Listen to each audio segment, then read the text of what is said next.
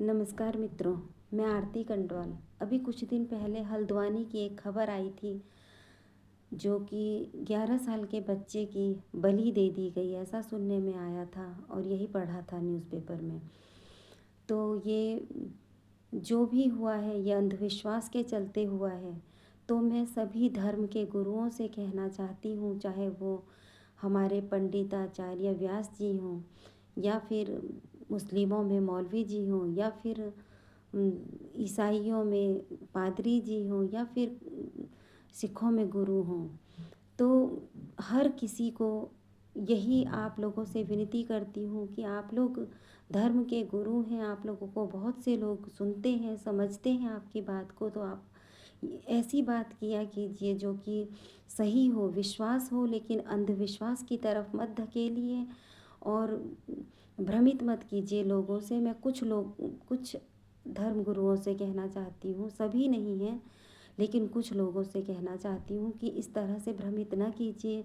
हम लोग चाहे कितना भी चिल्लाएं, कितना भी लिख लें, लेकिन लोग उसको तवज्जो नहीं देते जितना आप लोगों को देते हैं और आपकी एक वाणी से उनको संतोष मिलता है। तो आप यही काम कीजिए जिससे देश में एकता बनी रहे और इस तरह से लोग डरें पाप करने से। ऐसा ही उनको प्रवचन दिया कीजिए कि जिससे लोगों में ये हत्या करने के प्रति एक डर हो, बलात्कार करने का से पहले का डर हो, इस तरह से ये सब चीज़ें, पाप कर्मों से उनको डर हो, ये सब चीज़ें सिर्फ आप लोग ही सिखा सकते हैं। और हिंदुओं में तो अक्सर पंडित जी लोग सिखाते ही हैं, लेकिन मैं मौलवी लोगों से भी कहना चाहती हूँ, आप लोग भी यही सब सिखाया कीजिए कि किसी को मार कर किसी का भला नहीं होता है। किसी की भी हत्या होती है तो दूसरे का, किसी का भी अच्छा नहीं होता है। उसमें भगवान कभी नहीं चाहते कि एक दूसरे को मार कर सफल बने हम लोग, और बन भी नहीं सकते।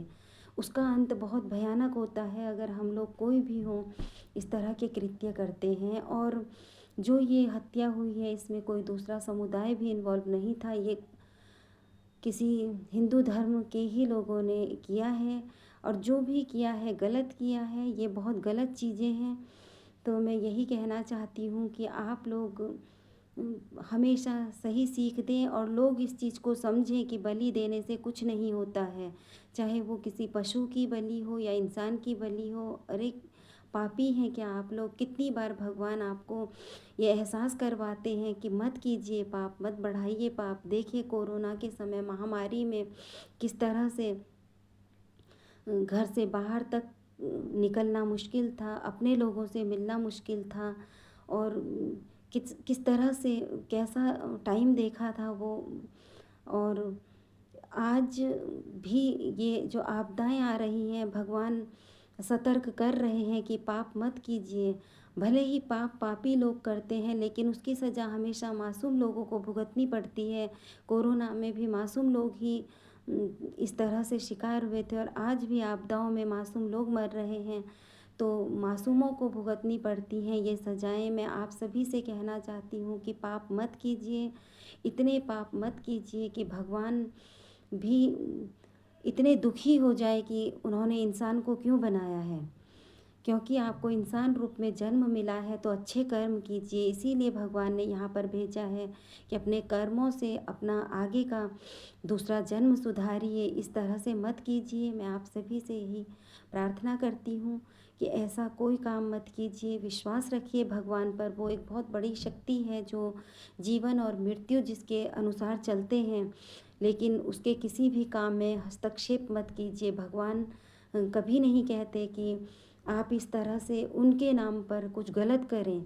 तो मैं यही विनती करती हूँ कि आगे ये सब न हो, और सभी धर्म गुरुओं से यही विनती करती हूँ कि आप ऐसी सीख दें जिससे कि समाज में एक जागरूकता आए इसके प्रति कि वो पाप न करें।